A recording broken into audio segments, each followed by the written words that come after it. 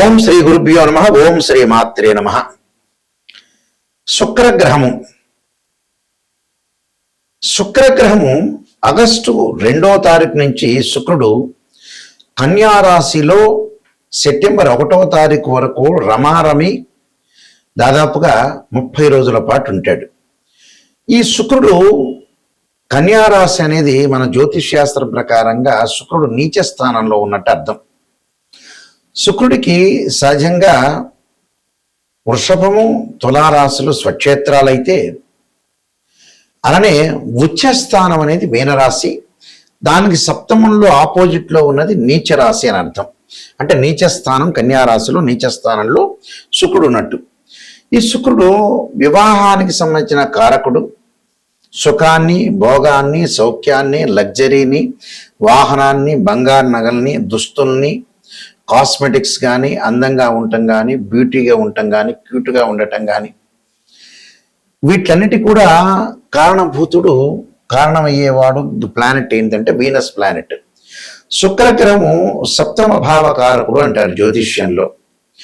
శుక్రగ్రహం బాగుంటేనే marriage life అనేది అనుకూలంగా ఉంటుందని, కొంతవరకు ఒక 30-40% సపోర్ట్గా ఫైనాన్షియల్ పరంగా ఉండే డెవలప్మెంట్స్ కానీ, ఇలాంటి వాటిలన్నిటికీ కూడా శుక్రుడు కారణమవుతాడు. మరి ఇప్పుడు చెప్పే ఫలితాలు ఏంటంటే గోచార రీత్యా చెప్పే ఫలితాలు అంటారు. గోచార పరంగా ఎవరి రాశి దగ్గర నుంచి అయినా సరే వాళ్ళు ఎలా చూసుకోవాలి, వాళ్ళ రాశి దగ్గర నుంచి 1, 2, 4, 5, 8, 9, 11 స్థానాల్లో ఉంటే శుక్రుడు మంచి ఫలితాన్ని ఇస్తాడు. అంటే వివాహ సంబంధాలు కానీ, లవ్ అట్రాక్షన్ కానీ, ప్రేమికులు కానీ, ప్రేమించటం కానీ, అలానే వివాహ సంబంధాలు, సంతానము, డబ్బు అన్ని రకాలుగా అనుకూలంగా ఉండాలంటే శుక్రగ్రహం అనేది మన జాతకంలో అనుకూలంగా ఉండాలి. అలాగే గోచారరీత్యా కూడా 20% గోచారం 20% సపోర్ట్గా ఉన్నా కూడా మన జాతక పరంగా శుక్రగ్రహాన్ని చూడాలి.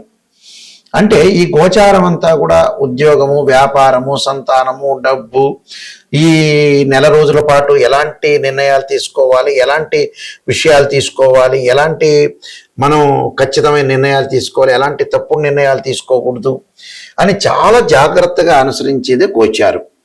నిర్ణయం అనేది కరెక్ట్గా ఉండాలి. మన 6th సెన్స్ చెప్తున్నట్టుగా నిర్ణయం అనేది కరెక్ట్గా ఉంటే లైఫ్లో మనం ఖచ్చితంగా ముందుకు వెళ్ళొచ్చు. అంటే ఈ నెల రోజుల పాటు ఎలాంటి నిర్ణయాలు, మంచి చెడుల యొక్క నిర్ణయాలు నిర్ణయించేదే గోచారం అంటారు. This is the transit system. దానికి ఎలాంటి పరిహారాలు చేసుకోవాలి, ముందుకు వెళ్ళాలి. అలానే ద్వాదశ రాశుల వాళ్ళందరికీ కూడా శుక్రగ్రహం అనేది ఎలాంటి ఫలితం ఇవ్వబోతుంది ఈ నెల రోజుల్లో మనం తప్పకుండా నిజాన్ని తెలుసుకోవాలి. వృశ్చిక రాశి వారికి ఎలా ఉండబోతుంది అంటే లాభరాస్యాధిపతి, అలానే సప్తమ రాస్యాధిపతి అయిన శుక్రుడు లాభస్థానంలో ఉండటం వల్ల, నీచపట్టం వల్ల వృత్తి వ్యాపారాల్లో అన్నీ కూడా అనుకూలంగా ఉంటాయి. తలచిన ప్రతి పని కూడా సులభతరం అవుతుంది. బంధుమిత్రులతో సహకారము, సానుభూతులు, అలానే విందులు, వినోదాలు, కాలక్షేపం చేసే అవకాశాలు ఎక్కువ ఉంటాయి. ధనలబ్ధి, వ్యాపార అభివృద్ధి, నూతన ప్రయత్నాలు ఫలించటం, అలానే తల్లి, భార్య వల్ల కూడా, బంధువుల వల్ల కూడా కొన్ని మేలు జరిగే అవకాశాలు ఉంటాయి. కానీ మేలు జరుగుతుంది, కానీ కోర్టు సమస్యలు కొంత వెంటాడటం, అలానే భార్యాభర్తల మధ్యలో కొంత డిఫరెన్స్ ఆఫ్ ఒపీనియన్స్ రావటం, పెళ్ళిళ్ళు ఆగిపోవటం, విదేశాలకు వెళ్ళటం, ఆటంకాలు కలిగే అవకాశాలు బాగా ఎక్కువ ఉంటాయి. ఆటంకాలు కలగటమే కాకుండా ఆర్థిక పరంగా డబ్బును నియంత్రణ చేయలేరు. ఆరోగ్యపరంగా ఇబ్బందులు కలుగుతాయి. ఏదో రకంగా ప్రాబ్లమ్స్ వచ్చే అవకాశాలు ఎక్కువ ఉంటాయి. అంటే ఆర్థిక పరంగా అంటే డబ్బు వస్తుంది, కానీ ఏదో రూపంలో ఖర్చు అయ్యే అవకాశాలు ఎక్కువగా ఉంటాయి. అలానే తల్లి యొక్క ఆరోగ్య విషయంలో కూడా కొన్ని ఇబ్బందులు కలగటం, సంతాన పరంగా కొన్ని ఇబ్బందులు కలిగే అవకాశాలు ఎక్కువ ఉంటాయి. అయితే విద్యార్థులకు అనుకూలంగా ఉంటుంది. అయితే ఇవన్నీ కూడా మనకి శుక్రుడు ఏదైతే నీచ స్థానంలో ఉండి లాభస్థానంలో ఉండటం వల్ల కొంత మంచి చెడుల యొక్క మిశ్రమం ఉంటుంది.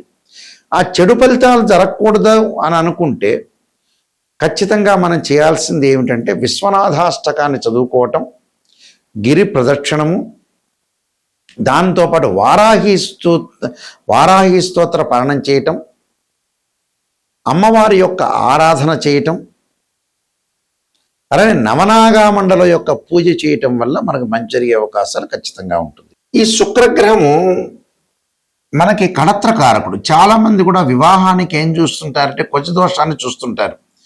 నిజంగా ఏమిటంటే కుజదోషం కాదు. నిజాన్ని తెలుసుకోవాలని మన ప్రేక్షకులందరికీ కూడా ఒక అవగాహన రావాలన్న ఉద్దేశం ఏంటండి.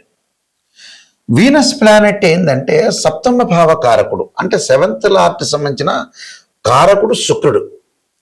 శుక్రగ్రహం అనేది అనుకూలంగా ఉంటేనే మనకు మ్యారేజ్ లైఫ్ అనేది కరెక్ట్గా ఉండటం, మ్యూచువల్ అండర్స్టాండింగు, డిస్ప్యూట్స్ లేకుండా ఉండటం, వైఫ్ అండ్ హస్బెండ్ రిలేషన్లో చాలా అనుకూలంగా ఒక పాజిటివ్ ఉండాల్సిన అవసరం ఉంటున్న గ్రహం ఏంటంటే శుక్రుడు.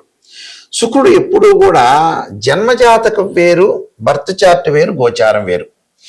గోచారంలో ఉండే కండిషన్స్ వేరుగా ఉంటాయి చూడటంలో, రిజల్ట్స్ చూడటంలో. బర్త్ చార్ట్కి సంబంధించిన రిజల్ట్ వేరుగా ఉంటాయి. కన్ఫ్యూజ్ పడద్దండి. గోచార పరంగా మీరు ఎలా చూసుకోవాలనేది నేను మొట్టమొదటి చెప్పా.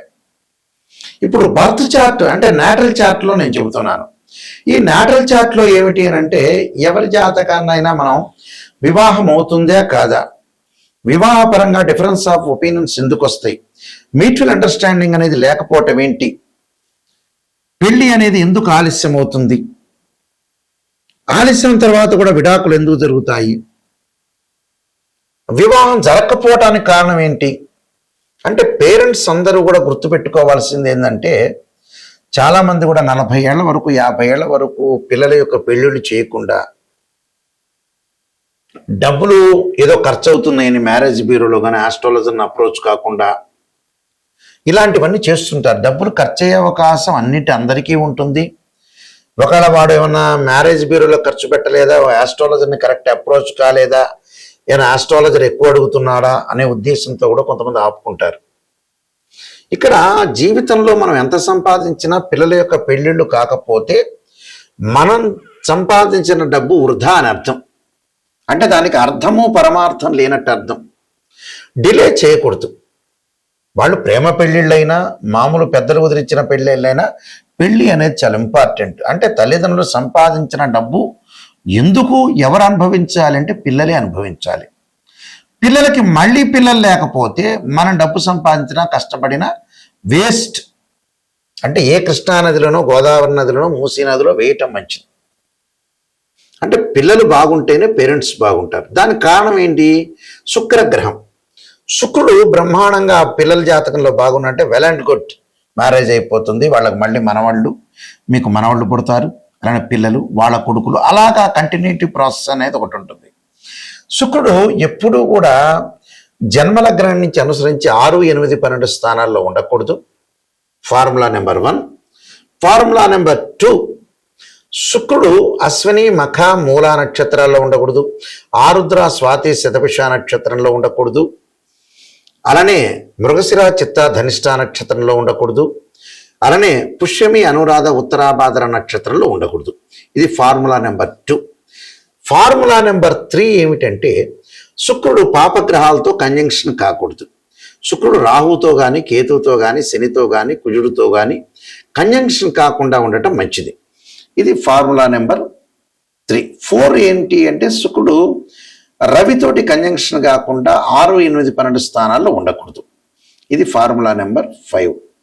అయితే ఏదైతే ఇక్కడ జాతకంలో శుక్రుడు 6, 8, 12 స్థానాల్లో ఉండకూడదు, పాపగ్రహాలతో కలిసి ఉండకూడదు, అలానే కేవలం D1 చార్ట్లోనే కాదు, రాశిచక్రంలో కాదు, నవాంశంలో కూడా ఇలాంటివి వర్తిస్తాయి.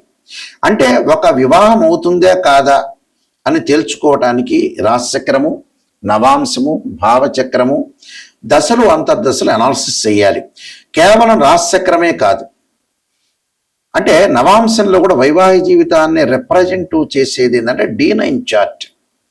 అంటే x ray scan, CT scan, MRI scan లాంటివి మ్యాథమెటికల్గా క్యాలిక్యులేషన్ వేసి శుక్రుడు నీచ స్థితిలో ఉన్నాడా, ఉచ్చ స్థితిలో ఉన్నాడా, శుక్రుడి మీద ఏదన్నా పాపగ్రహ దృష్టి ఉందే అనేది చూడాలి. అంటే ఇవన్నీ కూడా స్త్రీలకి అష్టమ స్థానంలో శుక్రుడు ఉంటే కూడా మాంగళిక దోషం ఏర్పడుతుంది. అంటే బర్త్ చార్ట్ను కూడా అనుసరించాలి. గోచారం ఎప్పుడు కూడా మనం చెప్పే గోచారం అనేది 20-30% సపోర్ట్.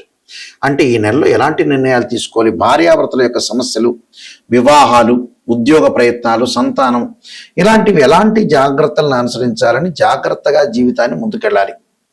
మనం ఇక్కడెక్కడా కూడా పర్మనెంట్గా బతికేది లేదు. మనం ఎవ్వరూ శాశ్వతం కాదు, జస్ట్ కొన్నాళ్ళు ముందు వెనక. అంటే మనం పుట్టంగానే ఎప్పుడు చనిపోవాలనేది ఉంటుంది. మనం పుట్టిన తర్వాత పర్మనెంట్ కాదు, శాశ్వతం కాదు, వెళ్ళిపోవటం అనేది ఖాయం అనేది మనకు తెలుపుతుంటుంది జ్యోతిష్యం. ఎవ్వరూ శాశ్వతం కాదు. పుట్టంగానే ఒక డేట్ ఫిక్స్ అయి ఉంటుంది, కానీ ఆ డేట్ అనేది కరెక్ట్గా ఆస్ట్రాలజీ పరంగానే తెలుస్తుంది. మనం ఈ మధ్యలో చేసే ప్రక్రియలు, పిల్లల యొక్క పెళ్ళిళ్ళు చాలా ఇంపార్టెంట్ తీసుకోవాలి. ఈ మధ్యకాలంలో చాలామంది నెగ్లెక్ట్ చేస్తున్నారు పిల్లల విషయంలో. కరెక్ట్గా జాతకాలు చూపించుకోలేకపోవటం, దానికి రెమెడీస్ చేసుకోలేకపోవటం, మ్యారేజ్ బ్యూరోలు ఇవ్వలేకపోవటం. కానీ మైండ్ మెచ్యూరిటీ లెవెల్స్ పెరగట్లేదు అని అర్థం. మనం దేనికోసం బతుకుతున్నాం, ఎందుకోసం బతుకుతున్నాం, ఎందుకు డబ్బులు సంపాదిస్తున్నాం అనే రీజన్స్ తెలుసుకోండి. ప్రపంచంలో ఈ విషయాలన్నీ కూడా క్లారిటీ తెలుసుకోవాలి. ఒక ఆస్ట్రాలజర్ని అప్రోచ్ అయినప్పుడు కూడా నిజం తెలుసుకోండి. అబద్ధాల ముసుగులో జీవించొద్దండి, సత్య దూరాన్ని చేసుకోవద్దండి. ఇది చాలా ఇంపార్టెంట్. ఎక్కడైతే నెగిటివ్ ఉంటుందో దాన్ని మనం పాజిటివ్ చేసుకొని ఓవర్కమ్ చేసుకుంటేనే మనం 100% మనం బాగుపడినట్టు, లేకపోతే బాగుపడినట్టే కాదు. మన చేతుల్లోనే జాతకం ఉంటుంది, మన చేతుల్లోనే జీవితం ఉంటుంది, దాన్ని సర్వనాశనం చేసుకోవద్దండి. నేను కాలసర్పయోగము, కాలసర్పయోగ చంద్రిక, రాహుకేతులు, ఛాయాగ్రహాలు, బృహత్ పరిహార సింధు, పుత్రగణపతి వ్రతము, అలానే వివాహ మార్తాండము, జాతక చంద్రిక, అలానే సర్వదేవతా గోత్రపులు పార్ట్ 1, పార్ట్ 2, స్వప్న శాస్త్రము, నవగ్రహ దోషాలు పోవడానికి 12 మహావిద్యలు, ట్రాన్సిట్ ఆఫ్ రిజల్ట్స్, అలానే ప్రొడక్షన్ ఆఫ్ ఆస్ట్రాలజీ అనే నెంబర్ ఆఫ్ ఆస్ట్రాలజీ బుక్స్ రాశాను. అలానే బృహత్ పరిహార సింధు, ఇలాంటి నెంబర్ ఆఫ్ ఆస్ట్రాలజీ బుక్స్ రాశాను. ఇవన్నీ కూడా మనకి రాజమండ్రిలో, రాజమహేంద్రవరంలో, కోటగుమ్మంలో ఉన్న మోహన్ పబ్లికేషన్ వారి దగ్గర దొరుకుతాయి ఈ పుస్తకాలు. నా దగ్గర కూడా లభ్యమవుతాయి. నా వెబ్సైట్ www.nayakanti.com, nayakanti.in. నా నెంబర్ స్క్రీన్ మీద స్క్రోలింగ్ అవుతుంది. మేము వంశపారంపర్యంగా చెప్పే వ్యక్తులం. మా నాన్నగారు కూడా కీర్తిశేషులు బ్రహ్మశ్రీ నాయకంటి కుమారస్వామి శర్మ దైవజ్ఞ గారు శ్రీశైలంలో ప్రధాన పురోహితులుగా పనిచేశారు. వారు కూడా ఇంటర్నేషనల్ కౌన్సిల్ ఆఫ్ ఆస్ట్రాలజీలో మెంబరు. మా ఫాదర్ కూడా మా గ్రాండ్ ఫాదర్ సుబ్బయ్య శాస్త్రి గారు.